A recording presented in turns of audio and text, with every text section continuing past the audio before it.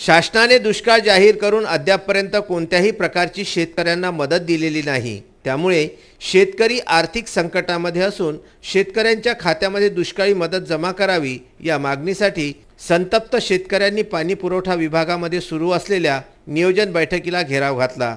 दुपारी 2 वाजता आमदार आकाश फुंडकर यांच्या अध्यक्षतेखाली नियोजन बैठक सुरू होती। यावेळी जीप समाज कल्याण सभापती डॉक्टर गोपाल गव्हाळे, तहसीलदार शीतल रसाळ, गटविकास अधिकारी शिंदे, पंचायत समिती सभापती उर्मिला गायकी उपस्थित होत्या। दरम्यान तालुक्यातील काही संतप्त शेतकऱ्यांनी स्वाभिमानी शेतकरी संघटनेचे जिल्हाध्यक्ष कैलास फाटे यांचे नेतृत्वामध्ये तहसील कार्यालयापासून ते ग्रामीण पाणी पुरवठा उपविभाग कार्यालयापर्यंत मोर्चा काढला व कार्यालयावर धडक देऊन बैठकीस घेराव घातला।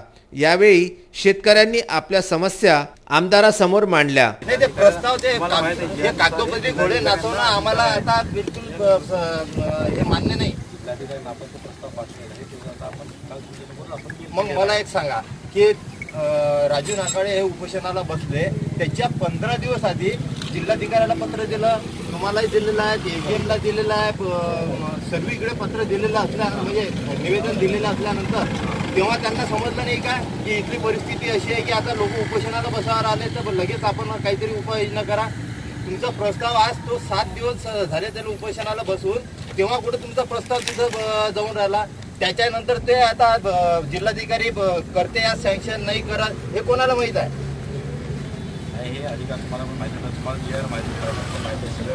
जीआर हा 13 फेब्रुवारी पासून निघालेला आहे। 13 फेब्रुवारी पासून आतापर्यंत का नियोजन झालं नाही हे म्हणणं।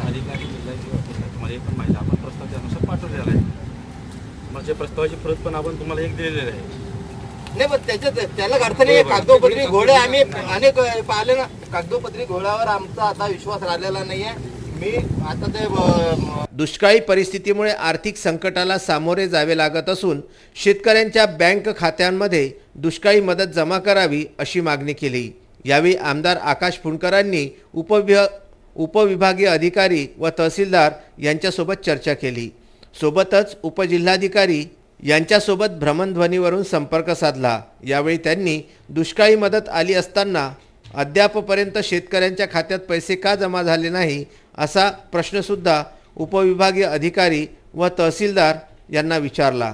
तसेच येत्या 2 दिवसात शेतकऱ्यांच्या खात्यात दुष्काळी मदतीचे पैसे जमा करण्यात यावे, अन्यथा शेतकऱ्यांसोबत जिल्हाधिकारी कार्यालयामध्ये पैसे मिळण्यापर्यंत ठाण मांडू असा इशारासुद्धा त्यांनी यावेळी दिला। यावेळी शेतकऱ्यांसोबत सविस्तर चर्चा झाल्याने शेतकरी माघारी परतले। कैलास फाटे यांनी शेतकऱ्यांच्या समस्या मांडून गेल्या 3 दिवसांपासून चारा छावण्या सुरू करण्याकरिता वाकुड येथे सुरू असलेल्या उपोषणाकडे सुद्धा अधिकाऱ्यांना वेळ नसल्याचे सांगितले। त्यामुळे प्रशासन दुष्काळाबाबत किती गंभीर आहे हे दिसून येते। शेतकऱ्यांच्या मागण्या मान्य न झाल्यास येत्या काळामध्ये तीव्र आंदोलन उभारणार असल्याचा इशारासुद्धा कैलास फाटे यांनी दिला। खामगाव येथून वरिष्ठ प्रतिनिधी फारुख सर यांचा वृत्तांत।